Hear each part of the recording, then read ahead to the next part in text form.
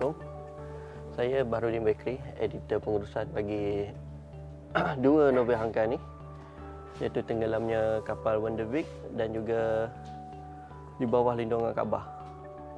Dua novel Hamka ni sudah diterbitkan balik oleh PTS, yang mana proses penerbitannya kami terpaksa cari pemilik hak ciptanya di Indonesia, dan rupa-rupanya pemilik hak ciptanya itu banyak.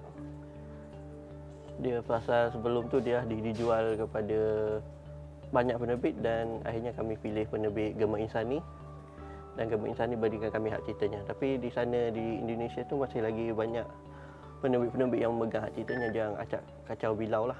Tapi insyaAllah di Malaysia kami antara yang megang hak cipta untuk novel Hamka ni. Dia dibuat, yang ditulis Hamka ni semasa dia masih muda, dia tak puas hati dengan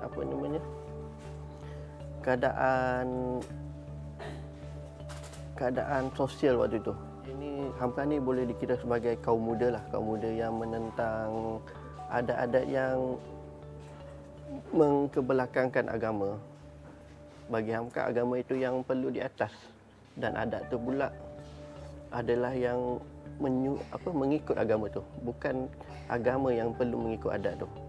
Hamka menulisnya dalam bentuk cerita cinta, kisah cinta Zainuddin dan Hayati. Ini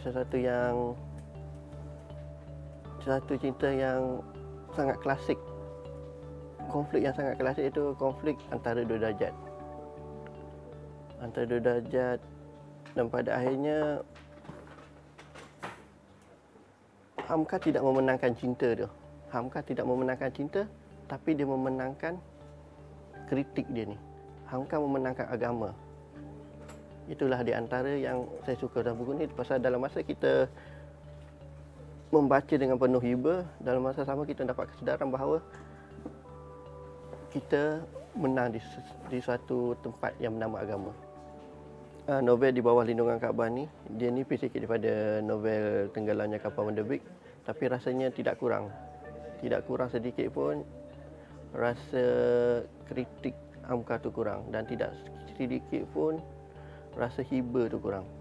Cara Hamka ni cenderung untuk membuatkan cinta tu gagal, tapi cara Di Bawah Lindungan Kaabah, cara cinta tu gagal pula dengan cara yang kita lebih rela, tapi tetap rasa tekilan tu.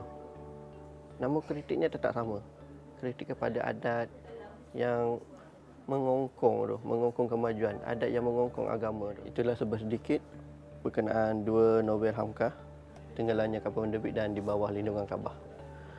Dan insya-Allah selepas ni ada dua lagi novel menyusul, Merantau ke Delhi dan Tuan Direktor.